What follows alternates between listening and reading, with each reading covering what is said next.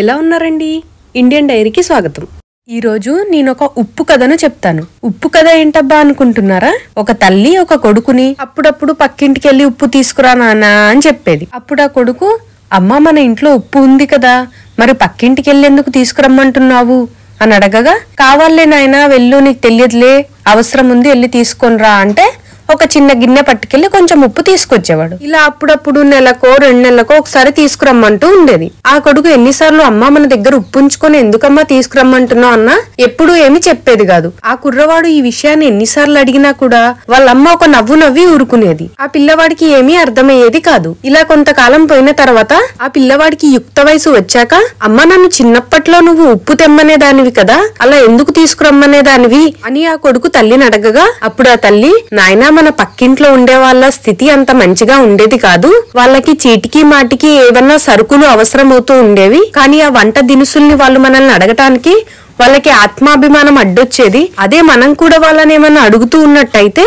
వాళ్ళకి అప్పుడు ఇబ్బంది కలగకుండా ఉంటుంది అని ఆ తల్లి ఆ కొడుకుకి చెప్పింది. అప్పుడు ఆ కొడుకు, మరి అమ్మ ఏదన్నా కావాలంటే ఎప్పుడు ఉప్పు కోసమే ఎందుకు పంపించేదాన్వి అని సందేహించగా, నాయనా వంట దినుసుల్లో అన్నిటికన్నా చవకైనది ఉప్పు మాత్రమే, అంతేకాక ఎవరింట్లో అయినా సరే తప్పనిసరిగా అందుబాటులో ఉండేది ఒక్క ఉప్పు మాత్రమే, కాబట్టి మనం కూడా అప్పుడప్పుడు వాళ్ళని ఉప్పు అడిగినట్టయితే వాళ్ళకి అవసరం ఉన్న ఏదైనా దినుసులు అడిగేటప్పుడు ఇబ్బంది పడకుండా ఉంటారు అని తల్లి వివరించింది. అప్పుడు ఆ కొడుకు, అలాగే అమ్మా, మరి ఈ విషయాన్ని నాకు చిన్నతనంలోనే చెప్పి ఉండొచ్చు కదా, అప్పుడు ఎన్నిసార్లు అడిగినా ఎందుకు చెప్పలేదు అని ప్రశ్నించగా, అప్పుడు గనక నేను నీకు ఈ విషయం చెప్పినట్టయితే అచ్చా మన పక్కన వాళ్ళు మనకంటే తక్కువ స్థాయిలో ఉన్నారు అనే గర్వం నీలో మొదలవుతుంది, అలానే వాళ్ళని నువ్వు చులకన భావంతో చూసే అవకాశం ఉంది, కనుకనే నేను నీకు ఈ విషయాన్ని అప్పుడు చెప్పలేదు నాయనా, ఇప్పుడైతే నీకు అర్థం చేసుకునే వయసు వచ్చింది కాబట్టి ఇప్పుడు చెప్తున్నాను. కాబట్టి దీనిని బట్టి మనకేమర్థమవుతుంది, మన ఇరుగు పొరుగు వారి అవసరాల్ని తెలుసుకొని వాళ్ళ ఆత్మాభిమానం దెబ్బతినకుండా మసులుకున్నట్టయితే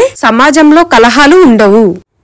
నా ఛానల్ని సబ్స్క్రైబ్ చేసుకోరా అండి ప్లీజ్, అండ్ అలానే నోటిఫికేషన్స్ ఆల్లో పెట్టుకోండి, అండ్ లైక్ చేయండి, షేర్ చేయండి, కామెంట్ చేయటం మర్చిపోకండి. థ్యాంక్స్ ఫర్ వాచింగ్ అండి.